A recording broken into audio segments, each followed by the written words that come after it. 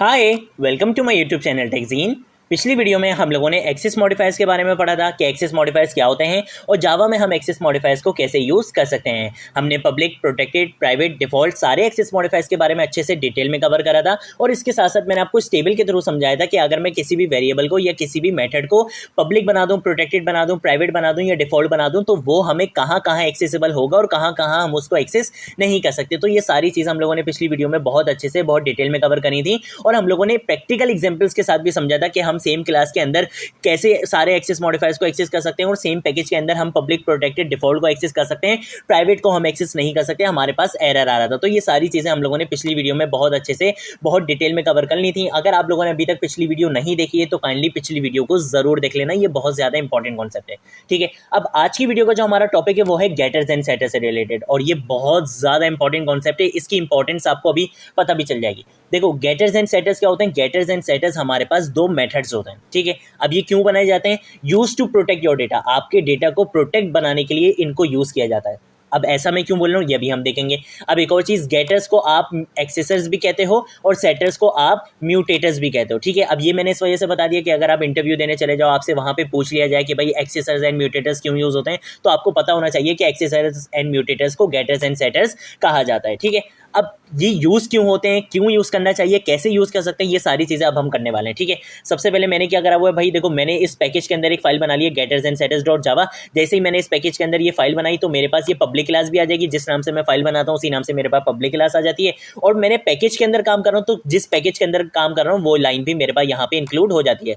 Package का keyword और जो भी मेरे पैकेज का नाम है वो लाइन यहाँ पे इंक्लूड हो चुकी है और मैंने एक मेन मेथड यहाँ पे बनाया हुआ है। इससे ज़्यादा कोई काम अभी मैंने नहीं किया है। ठीक है, मैं अब एक काम ये करने वाला हूँ कि मैं यहाँ पर आकर एक कस्टम क्लास बना लूँगा। ठीक है, मैं यहाँ पर आकर लिखूंगा क्लास और क्लास के बाद मैं यहाँ पर आकर लिखूंगा एम्प्लॉय। अच्छा, एक चीज़ और, अक्सर स्टूडेंट्स इस चीज़ में कंफ्यूज हो जाते हैं और उनके पास फिर उनका कोड काम नहीं कर रहा होता, उनके पास एरर्स आ रहे होते हैं और उनको वजह नहीं पता होती। देखो, होता क्या है कि अभी मैं किस पैकेज के अंदर काम कर रहा हूँ, इस पैकेज के अंदर। अब इस पैकेज के अंदर ये जो मैंने क्लास एम्प्लॉय बनाई है ना, यहाँ पर आपको मेक श्योर करना है कि इससे पहले आपने इस नाम की कोई क्लास इस पैकेज के अंदर नहीं बनाई हो। जैसे मैंने, अगर आपको मैं पिछली वीडियो दिखाऊं तो मैंने स्टूडेंट के नाम से इस पैकेज के अंदर मैं एक क्लास बना चुका हूं। तो अब मैं आने वाली किसी भी वीडियो में इस पैकेज के अंदर रहते हुए स्टूडेंट नाम की क्लास नहीं बना सकता। ठीक है, ये चीज हमेशा याद रखना। जब हमने पैकेजेस का कॉन्सेप्ट पढ़ा था तब मैंने आपको बताया था कि ये अवॉइडिंग नेमिंग कॉन्फ्लिक्ट, ये आपको नेमिंग कॉन्फ्लिक्ट से बचाता है। ठीक है, तो आपको पैकेजेस में इस बात का ख्याल रखना पड़ता है कि अगर आपने इस नाम से एक क्लास बना ली तो अब आप आने वाली वीडियोज में या आने वाली फाइल्स वगैरह में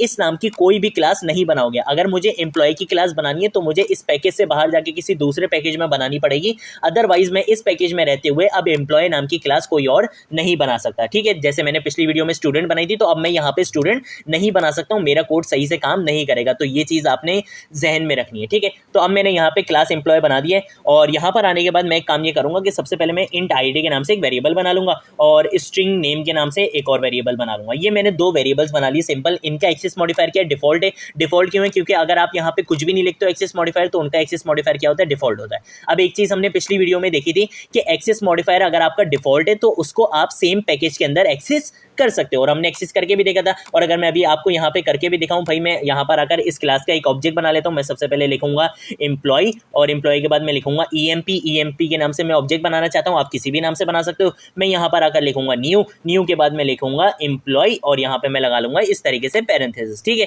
ये मेरा क्या हो चुका है? ईएमपी के नाम से एक ऑब्जेक्ट बन चुका है। किस क्लास का? एम्प्लॉय वाली क्लास का एक ऑब्जेक्ट मैंने यहाँ पर बना लिया है। अब इस ऑब्जेक्ट का यूज करते हुए क्या मैं इसके अंदर के फीचर्स को एक्सेस कर सकता हूँ? क्या मैं इन दोनों वेरिएबल्स को एक्सेस कर सकता हूं? हाँ भाई, बिल्कुल कर सकता हूं, क्योंकि ये क्लास भी माई जावा ट्यूटोरियल वाले पैकेज के अंदर है और ये वाली क्लास भी माई जावा ट्यूटोरियल वाले पैकेज के अंदर है। सेम पैकेज के अंदर आप डिफॉल्ट चीजों को एक्सेस कर सकते हो। तो मैं यहाँ पर आकर लिखूंगा emp.id और मैं यहाँ पर वैल्यू सेट करना चाहता हूँ फॉर एग्जाम्पल, तो मैं यहाँ पे आके लिख दूंगा 1 और यहाँ पर आकर मैं लिखूंगा emp.name और नेम में मैं ये सेट करना चाहता हूँ फरजीन। ठीक है, ये मैंने क्या करा, अपने दोनों वेरिएबल्स को यहाँ पे एक्सेस करा और एक्सेस करने के बाद उनकी वैल्यूज को मैंने सेट कर दिया। अब सेट करने के बाद मैं चाहता हूँ कि भाई जो भी मैंने वैल्यूज वगैरह सेट करी हैं वो मेरे पास प्रिंट भी होकर आ जाए। तो मैं क्या करूंगा, मैं यहाँ पर आकर लिखूंगा साउट, और साउट के बाद मैं जैसे ही ये एंटर प्रेस करूंगा मेरे पास लिखा हुआ आ जाएगा system.out.println, और इसके अंदर मैं बोलूंगा कि भाई emp.id के अंदर जो भी वैल्यू है वो मुझे क्या करा दो, प्रिंट करवा दो। और ऐसे ही मैं इस चीज को डुप्लीकेट करके बोलूंगा कि भाई emp.name में भी जो भी वैल्यू है उसको क्या करो, मुझे प्रिंट करवा के दिखा दो। मैं यहाँ पे रन पे क्लिक करूंगा, मेरा कोड पहले डिबग होगा, उसके बाद रन होगा, और जो भी मैंने चीज यहाँ पे वैल्यू सेट करी थी मुझे वो वैल्यूज यहाँ पर मिल चुकी हैं। ठीक है भाई, इस तरीके से मैंने आपको ये चीज तो प्रूव कर दी कि भाई ये दोनों डिफॉल्ट है और इन दोनों को मैं यहाँ पे सेम पैकेज के अंदर, डिफरेंट क्लास में सेम पैकेज के अंदर इनको एक्सेस कर सकता हूँ। ठीक है भाई, ये तो हो गया। अगर मैं इनको यहाँ पर आकर बना दूं प्राइवेट, ठीक है, अगर मैं इनको यहाँ पर आकर बना दूं प्राइवेट, दोनों चीज़ों को यहाँ पर आकर बना दूं प्राइवेट, तो अब मुझे मिलने वाले हैं एरर्स। और वो एरर्स क्यों मिलेंगे, क्योंकि प्राइवेट चीज़ों को आप सेम क्लास के अंदर एक्सेस कर सकते हो, लेकिन सेम पैकेज के अंदर किसी दूसरी क्लास के अंदर आप एक्सेस नहीं कर सकते। यही चीज़ हमने पिछले वीडियो में टेबल में भी देखी थी कि आप प्राइवेट को सेम पैकेज के अंदर एक्सेस नहीं कर सकते। देखो यहाँ पे नो लिखा हुआ है। ठीक है, सेम पैकेज का मतलब क्या है कि भाई क्लासेस डिफरेंट होगी लेकिन पैकेज सेम होगा। तो देखो क्लासेस डिफरेंट है लेकिन पैकेज सेम है, तो यहाँ पर मुझे एरर्स मिलने। तो अब अगर मैं ये चाहता हूं कि यार मैंने अपने डेटा प्रोटेक्ट तो करना है, सही है, मैंने अपना डेटा प्रोटेक्ट करना है, तो प्रोटेक्ट करने के लिए क्या करूंगा, मैं उसको प्राइवेट ही बनाऊंगा ताकि भाई उसको हर कोई एक्सेस नहीं कर सके। लेकिन अगर मैं उसकी वैल्यू को सेट कराना चाहता हूं या उसकी वैल्यू को गेट करना चाहता हूं तो मैं कैसे करूंगा यार, यहां पर तो मुझे एरर्स मिल रही है, ये तो ना मुझे वैल्यू को सेट करने दे रहा है ना वैल्यू को गेट करने दे रहा है। तो अब मैं क्या करूं, तो इसी कॉन्सेप्ट के लिए आपके पास आता है कॉन्सेप्ट किसका, गेटर्स एंड सेटर्स का। कि आप गेटर्स एंड सेटर्स के थ्रू क्या करो, दो मेथड्स बनाओ। एक मेथड होगा आपका गेट करने के लिए, एक होगा मेथड आपका सेट करने के लिए। ये दो मेथड्स आप बनाओ और इन दो मेथड्स का यूज करते हुए आप प्राइवेट एलिमेंट्स को एक्सेस कर सकते हो। डायरेक्टली तो नहीं कर सकते, हमने यहाँ पे देख लिया हमें एरर्स मिल रहे थे, लेकिन इनडायरेक्टली आप गेटर्स एंड सेटर्स के थ्रू आप उनको एक्सेस कर सकते हो। अब कैसे करना है वो हम चल के देख लेते हैं। सबसे पहले देखो नाम से ही पता चलता है, गेटर एंड सेटर। गेट का मतलब क्या है, वैल्यू गेट करने के काम आएगा। सेट का मतलब क्या है, वैल्यू सेट करने के काम आएगा। अब सबसे पहले मैं क्या बनाने वाला हूँ, यहाँ पे सेटर्स बनाने वाला हूँ। ठीक है, तो मैं यहाँ पर आ जाऊंगा सेटर फॉर आईडी, ऐसा कर लेते हैं, सेटर फॉर आईडी। ठीक है, मैं आईडी को सेट करने के लिए क्या बनाने वाला हूँ, एक मेथड बनाने वाला हूँ। सबसे पहले मैं क्या करूंगा, मैं यहाँ पर आकर लिखूंगा पब्लिक। पब्लिक इस वजह से लिखूंगा ताकि ये पूरे प्रोग्राम में मेरे पास एक्सेसिबल रहे। मैंने इसको बोल दिया पब्लिक। पब्लिक के बाद मैं बोलूंगा वॉइड। एक चीज हमेशा याद रखना, जब भी आप सेटर मेथड बनाओगे आप हमेशा उसकी रिटर्न टाइप क्या रखोगे, वॉइड रखोगे, क्योंकि सेट का मतलब होता है वैल्यू सेट करना। कोई भी चीज आपको रिटर्न में नहीं चाहिए, तो जब भी आपने कोई भी चीज रिटर्न नहीं करवानी होती तो आप उसकी रिटर्न टाइप क्या रखते हो, वॉइड रखते हो। उसके बाद आपने अपने मेथड का नाम देना है। अब मैं सेट क्या करने वाला हूँ, आईडी। अब एक बेस्ट प्रैक्टिस क्या है कि जब भी आप सेटर बनाओ तो आप सेट का पहले ये लिख लो सेट, और उसके बाद आप कोई भी अपने मेथड का नाम दे सकते हो। जैसे मैंने सेट आईडी के नाम से बना लिया। मैं चाहूं तो मैं सिर्फ आईडी के नाम से भी मेथड बना सकता हूं, लेकिन एक बेस्ट प्रैक्टिस क्या है कि आपने किस चीज को फॉलो करना है, बेस्ट प्रैक्टिस को फॉलो करना है। बेस्ट प्रैक्टिस क्या है कि जब भी आप कोई सेटर बनाओ तो आप अपने मेथड के नाम से पहले क्या लिख लो, सेट लिख लो, ताकि देखो मुझे नाम से ही पता चल रहा है कि ये एक सेटर बना हुआ है जो क्या सेट कर रहा होगा, आईडी को सेट कर रहा होगा। तो इन बेस्ट प्रैक्टिस को अगर आप फॉलो करोगे तो आगे चल के जब भी आप कहीं पर भी काम करोगे, किसी टीम प्रोजेक्ट में काम करोगे, तो आप इन चीजों को, बेस्ट प्रैक्टिस को फॉलो करते हुए एक अच्छा प्रोडक्ट आसानी से बना सकते हो। वरना क्या होगा कि आपका दोस्त जो है वो बेस्ट प्रैक्टिसेस को फॉलो कर रहा होगा, आप नहीं कर रहे होगे, तो इसकी वजह से फिर बहुत सारी प्रॉब्लम्स फेस करने को आ सकती हैं। आप सेटर बना रहे होगे सिर्फ आईडी करके नाम से, आपका दोस्त सेटर बना रहा होगा सेट आईडी करके नाम से, वो बेस्ट प्रैक्टिसेस को फॉलो कर रहा होगा, उसके लिए आपका कोड समझना मुश्किल हो जाएगा और आपके लिए उसका कोड समझना मुश्किल हो जाएगा। तो इसी वजह से कहा जाता है कि जितनी भी बेस्ट प्रैक्टिसेस होती हैं आप उनको अपनी प्रैक्टिसेस में लेकर आओ ताकि आप एक अच्छे जावा प्रोग्रामर बन सको। ठीक है, तो जब भी आपने सेटर बनाना होगा तो अब आप क्या करोगे, सेट का पहले ही नाम लिख लोगे और उसके बाद आप कोई भी नाम से आप बना सकते हो। ये जरूरी नहीं है लेकिन बेस्ट प्रैक्टिस है। तो मैंने यहाँ पे क्या कर लिया, एक सेटर बना लिया। अब मैं क्या बोलने वाला हूँ, मैं ये बोलने वाला हूँ कि भाई जब भी मैं सेटर को कॉल करवाऊंगा ना, तब मैं इसको एक इंटीजर वैल्यू पास करवाऊंगा। आर्ग्यूमेंट में मैं इसको एक इंटीजर वैल्यू पास करवाऊंगा। यहाँ पे मैंने पैरामीटर बना दिया इंट आई के नाम से। ये क्या बता रहा है, ये बता रहा है कि भाई जब भी इस मेथड को कॉल करवाया जाएगा इसको एक इंटीजर टाइप की वैल्यू दी जाएगी और उसको मैं किस में कॉपी करवा दूंगा, आई में कॉपी करवा दूंगा। तो अब जब भी मैं इसको कॉल करवाऊंगा, मैं जो भी इसको नंबर दूंगा, कोई भी इंटीजर वैल्यू दूंगा, वो किस में आके कॉपी हो जाएगी, आई में कॉपी हो जाएगी। और जब आई में कॉपी हो जाएगी मैं ये बोलूंगा कि भाई आईडी में क्या चीज असाइन करवा दो, आई वाली वैल्यू असाइन करवा दो। देखो इस आईडी को मैं यहां पर एक्सेस कर सकता हूं, क्यों, क्योंकि ये सेम क्लास के अंदर है। सेम क्लास के अंदर हम प्राइवेट चीजों को एक्सेस कर सकते हैं। हमने देखा था, पिछली वीडियो में भी देखा था, हमने यहाँ पे एक्सेस करके भी देखा था और टेबल में भी ये बात लिखी हुई थी कि प्राइवेट अगर कोई भी चीज है उसको आप सेम क्लास के अंदर एक्सेस कर सकते हो। तो यहाँ पर मैं इस प्राइवेट आईडी को एक्सेस यहाँ पे कर सकता हूँ। तो मैंने क्या बोला कि भाई जब भी मैं इस मेथड को पास करवाऊंगा, एक वैल्यू दूंगा, उसको आपने आई में कॉपी करवाना है और आई में कॉपी करवाने के बाद उस वैल्यू को आपने किस में असाइन करवा देना है, आईडी में असाइन करवा देना है। तो अब यहाँ पे वैल्यू सेट हो जाएगी। ठीक है भाई, अब मैं यहाँ पर अगर बोलूंगा कि भाई वैल्यू को गेट भी करना है, ठीक है। तो मैं यहाँ पे लिखूंगा गेटर फॉर आईडी कि भाई आईडी की वैल्यू आपने सेट तो कर ली, अब गेट भी करनी है। तो गेट के लिए आप सबसे पहले क्या लिखोगे, पब्लिक आपने एक्सेस मॉडिफायर बता दिया। उसके बाद गेट का मतलब है कि जब भी इस मेथड को कॉल करवाया जाएगा ये आपको रिटर्न में कुछ ना कुछ देगा। अब यहाँ पे मैं रिटर्न में क्या देने वाला हूँ, आईडी देने वाला हूँ। आईडी की डेटा टाइप क्या है, इंटीजर है, तो ये मुझे रिटर्न में क्या देगा, एक इंटीजर देगा। तो यहाँ पर मैं इस मेथड की रिटर्न टाइप क्या रखूंगा, इंटीजर रखूंगा। मैंने इंटीजर रख दी। अब उसके बाद मैंने गेटर बनाना है, तो जैसे हमने सेटर के लिए सेट यहाँ पे यूज करा था वैसे ही मैं गेटर के लिए क्या यूज करूंगा, गेट आईडी लिखूंगा, ताकि देखो मेथड के नाम से ही मुझे पता चल रहा है कि ये मुझे क्या देगा, आईडी ले आके देगा। ठीक है, गेट आईडी लिखा, यहाँ पे मैंने पैरेंथेसिस लगाई। इसमें आपको कोई भी आर्गुमेंट पैरामीटर पास करवाने की जरूरत नहीं, क्योंकि इससे आप सिर्फ रिटर्न में वैल्यू लेते हो। तो मैंने यहाँ पर आकर लिखा और यहाँ पर आकर मैं बोलूंगा रिटर्न मुझे क्या दे दो, आईडी दे दो। तो जब भी मैं इस मेथड को कॉल करूंगा ये मुझे रिटर्न में क्या देगा, आईडी दे देगा। आईडी में जो भी वैल्यू हमने सेट करी होगी ये मुझे वो रिटर्न में दे देगा। तो ये हमने सेटर है और गेटर बना लिया, किसके लिए, आईडी के लिए बना लिया। अब ऐसे ही अगर मुझे नेम के लिए बनाना है तो मैं कैसे बनाऊंगा, मैं यहाँ पर आकर लिखूंगा कि भाई सेटर फॉर नेम, और नेम के लिए मैं सेटर कैसे बनाऊंगा, एक सेकंड मैं इसको सही कर देता हूँ। सेटर फॉर नेम कैसे बनाऊंगा, सबसे पहले लिखूंगा पब्लिक। सेटर बनाना है तो इसकी रिटर्न टाइप तो कुछ भी नहीं होगी, कोई भी चीज़ रिटर्न नहीं करवानी, तो मैं लिखूंगा वॉइड। वॉइड के बाद मैं लिखूंगा सेट नेम, ठीक है, ताकि नाम से पता चल जाए कि भाई ये नेम क्या करेगा, सेट करेगा। अब मुझे यहाँ पे पैरामीटर देना है, क्योंकि जब भी कोई वैल्यू सेट करनी होगी मैं इसको कोई ना कोई वैल्यू पास करवाऊंगा। जब भी कॉल करवाऊंगा तो इसको कोई ना कोई वैल्यू पास करवाऊंगा। अब नेम किस टाइप में मैं पास करवाऊंगा, मैं इसको स्ट्रिंग टाइप में एक नेम पास करवाऊंगा। तो मैं यहाँ पर बोलूंगा कि भाई जब भी तुम्हें कॉल करवाया जाएगा तो मैं एक स्ट्रिंग टाइप की वैल्यू आएगी, तुमने उस वैल्यू को किस में स्टोर करवा देना है, कॉपी करवा देना है एन वाले वेरिएबल के अंदर।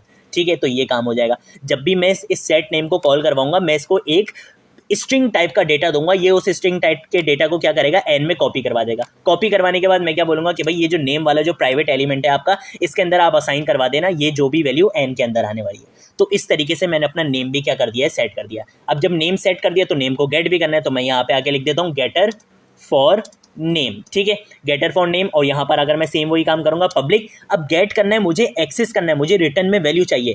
रिटर्न में क्या चाहिए, नेम चाहिए। नेम किस टाइप का है, स्ट्रिंग टाइप का है, तो यहाँ पर जो मेरे मेथड की रिटर्न टाइप होगी वो भी क्या होगी, स्ट्रिंग होगी। तो मैं यहाँ पे लिखूंगा पब्लिक स्ट्रिंग गेट नेम। ठीक है, गेट नेम के नाम से क्या करूंगा, एक गेटर बना लूंगा। यहाँ पे पैरामीटर देने की कोई जरूरत नहीं है, क्योंकि गेटर में आपने क्या करना होता है, सिर्फ और सिर्फ रिटर्न करवाना होता है। रिटर्न में क्या करवाऊंगा कि भाई नेम को मुझे क्या करो, रिटर्न करवा दो। तो यहाँ पर मैंने सेटर और गेटर बना दिए हैं। अब ये काम किस तरीके से करेंगे, अभी मैं पूरा प्रोग्राम आपको दोबारा से अच्छे से समझाऊंगा। ठीक है, अभी मैंने सिंपल क्या करा है, सेटर एंड गेटर्स बना लिए हैं, आईडी के लिए भी और नेम के लिए भी। अब अगर मैं यहाँ पर आऊँ और मैं यहाँ पर आकर अपनी वैल्यूज़ को सेट करना चाहूँ और गेट करना चाहूँ तो वो मैं कैसे कर सकता हूँ, वो मैं अभी आपको यहाँ पे करके दिखाता हूँ। मैं यहाँ पर आकर लिखूंगा EMP के बाद मैं बोलूँगा डॉट के बाद मैं बोलूँगा सेट आईडी कि भाई सेट आईडी को क्या करो, कॉल करवा दो। और सेट आईडी का मतलब ये कि भाई इसको मैं कोई ना कोई वैल्यू पास करवाऊंगा। मैंने इसको क्या बोला था कि जब भी मैं इसको कॉल करवाऊंगा मैं तुम्हें एक इंटीजर टाइप की वैल्यू पास करवाऊंगा। तो मैं यहाँ पर क्या दे दूंगा, इसको एक इंटीजर टाइप की वैल्यू दे देता हूँ। मैं बोल देता हूँ कि भाई इसको यहाँ पे वैल्यू दे दो 1।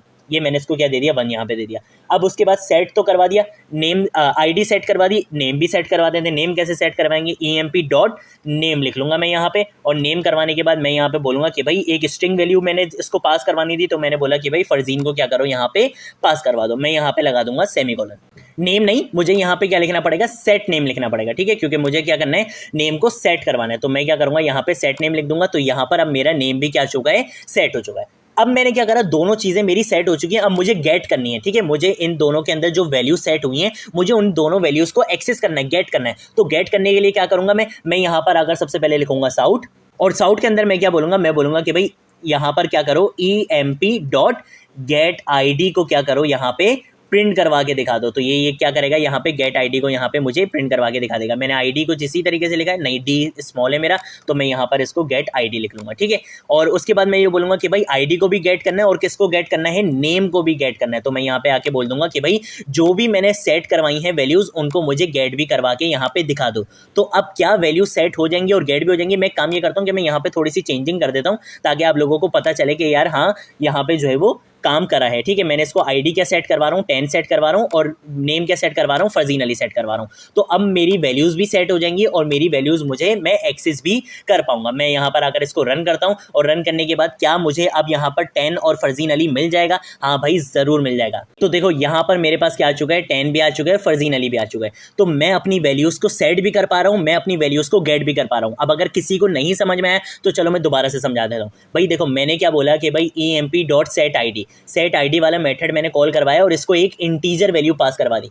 जैसे ये इंटीजर वैल्यू पास करवाई, ये जाएगा सेट आईडी वाले पे और ये बोलेगा कि भाई जो भी इंटीजर वैल्यू आई है उसको कॉपी करवा दो किसमें, आई में। तो मैंने क्या भेजा है, 10 भेजा है। तो आई की वैल्यू क्या हो जाएगी, यहाँ पे 10 हो जाएगी। अब इस मेथड के अंदर मैंने बोला है कि भाई जो भी आई की वैल्यू है उसको किस में असाइन करवा दो, आईडी में असाइन करवा दो। तो आई की वैल्यू क्या थी, 10 थी, तो आईडी में वैल्यू क्या आ चुकी है, अब 10 आ चुकी है। अब आईडी की वैल्यू क्या हो चुकी है, 10 हो चुकी है। अब उसके बाद मैंने बोला कि भाई गेट करवा दो, ठीक है। मैंने यहाँ पर क्या बोला हुआ है कि भाई emp.getID, ठीक है। गेट आईडी को क्या करा, मैंने कॉल करवाया, ठीक है। और जो भी वैल्यू आएगी उसको ये प्रिंट भी करवा देगा। तो मैंने क्या करा, मैं जाऊंगा यहाँ पे गेट आईडी में इसने बोला हुआ है कि भाई रिटर्न करवा दो आईडी को। आईडी में क्या वैल्यू है, 10 है, तो ये 10 को रिटर्न करवाएगा और रिटर्न करवाते ही इसको यहाँ पे प्रिंट करवा देगा। तो जब भी आपको यहाँ पे क्या मिल रहा है, 10 मिल रहा है, इस तरीके से 10 मिल रहा है। अब उसके बाद मैंने बोला emp.setName कि भाई emp.setName, और सेट नेम किसको कर दो, फरजीन अली को क्या कर दो, सेट नेम कर दो। ये जाएगा सेट नेम वाले मेथड पे और ये बोलेगा कि भाई जब भी मुझे कॉल करवाने का बोला था, मुझे बोला गया था कि एक स्ट्रिंग वैल्यू आएगी, क्या तुम एक स्ट्रिंग वैल्यू लेकर आए हो? ये बोलेगा हाँ भाई फरजीन अली आया है, उसको आपने क्या करना है, इस एन वाले वेरिएबल में कॉपी करवा देना। तो वो फरजीन अली किस में कॉपी हो जाएगा, एन में कॉपी हो जाएगा। एन की वैल्यू क्या हो चुकी है, फरजीन अली हो चुकी है। अब इस मेथड में मैंने बोला है कि भाई एन की वैल्यू को क्या करो, नेम में असाइन करवा दो। तो फरजीन अली किस में असाइन हो जाएगा, नेम में असाइन हो जाएगा। उसके बाद मैंने बोला कि भाई system.out.println प्रिंट करवा दो किसको, emp.getName। गेट नेम क्या कर रहा था, आपको रिटर्न कर रहा था नेम को। नेम में क्या था, फरजीन अली था। तो जैसे ही ये फरजीन अली को रिटर्न करेगा, नीचे ये यहाँ पे प्रिंट करवा देगा। तो जब भी आपको यहाँ पे क्या मिल रहा है, फरजीन अली मिल रहा है। तो इस तरीके से आप अपने प्राइवेट एलिमेंट्स को एक्सेस कर सकते हो और उनको गेट भी कर सकते हो। तो इस काम आते हैं आपके सेटर्स एंड गेटर्स। क्या आप अपने प्राइवेट एलिमेंट्स को डायरेक्टली तो एक्सेस नहीं कर पा रहे थे, इससे आपका डेटा भी प्रोटेक्ट हो गया। हर ऑब्जेक्ट इसको एक्सेस नहीं कर सकता। जिस ऑब्जेक्ट को आप एक्सेस करवाना चाहोगे वही एक्सेस कर पाएगा और वो भी सेटर एंड गेटर के थ्रू कर पाएगा। और सिर्फ इसके एक ही फायदा नहीं है ये, इसके और भी बहुत सारे फायदे हैं। अगर आप चाहते हो कि भाई आप कुछ मैनिपुलेशन के साथ, कुछ चेंजिंग के साथ अपनी वैल्यू को सेट करवाना चाहते हो, वो भी आप कर सकते हो। अगर आप कोई वैलिडेशन लगाना चाहते हो, ठीक है, वो भी आप कर सकते हो। मान लो कि भाई आप ये लगाना चाहते हो कि भाई जो भी वैल्यू मैं यहाँ पे पास करवा रहा हूँ, अगर वो वैल्यू, वो स्ट्रिंग मेरी एफ से स्टार्ट हो रही है तभी वो वैल्यू सेट करे, वरना वो वैल्यू सेट ही ना करे। तो इस तरीके का भी काम आप कर सकते हो। आप कुछ मैनिपुलेशन के साथ, कुछ चेंजिंग के साथ भी वैल्यू को सेट करवा सकते हो कि भाई मान लो कि भाई यहाँ से मैं वैल्यू को पास करवा रहा हूँ और हम बोल रहे हैं कि भाई जब भी यहाँ से वैल्यू पास हो उस वैल्यू को आप अपर केस में कन्वर्ट कर दो और फिर मुझे गेट करके दिखाओ। कुछ इस तरीके का भी काम कर दो। चलो मैं करके दिखा देता हूँ यार आपको जल्दी से। मैं ये बोलूँगा, मैं काम करता हूँ, इसको यहाँ पे कॉमेंट करता हूँ और आपको जल्दी से करके दिखा देता हूँ कि भाई अगर मैं कोई ऐसी कंडीशन लगाना चाहता हूँ कि भाई कोई भी आपके पास वैल्यू है, आपने क्या करना है, आपने उसको पहले अपर केस में कन्वर्ट करना है, उसके बाद सेट करना है, पहले सेट नहीं करना। तो मैं क्या करूँगा, मैं यहाँ पे आके लिखूंगा name equal to n.to upper case वाला मेथड मैं यहाँ पे कॉल कर लूँगा, जो हमारी स्ट्रिंग के लिए होता है। ये किस लिए काम आएगा, मैंने इसको बोला कि भाई एन के अंदर जो भी वैल्यू आ रही है, एन के अंदर वैल्यू आ रही है फरजीन अली, मैंने बोला कि फरजीन अली को क्या करो, अपर केस में कन्वर्ट कर दो और उसके बाद असाइन करवाना नेम में। तो अब जो नेम में वैल्यू असाइन होगी वो अपर केस में फरजीन अली आएगा और यहाँ पर मैं उसको रिटर्न करवा दूंगा। तो अब अगर मैं आपको आउटपुट करके दिखाऊंगा तो अब मुझे फरजीन अली इस तरीके से लिखा हुआ नहीं मिलेगा, मुझे फरजीन अली अपर केस में कन्वर्ट होकर मिलेगा। तो इस तरीके से आप क्या कर सकते हो, आप अपने सेटर्स एंड गेटर्स का यूज कर सकते हो। आप अपनी कोई भी वैल्यू को मैनिपुलेट करके, थोड़ा सा चेंज करके भी सेट करवा सकते हो, कोई भी वैलिडेशन भी अप्लाई कर सकते हो।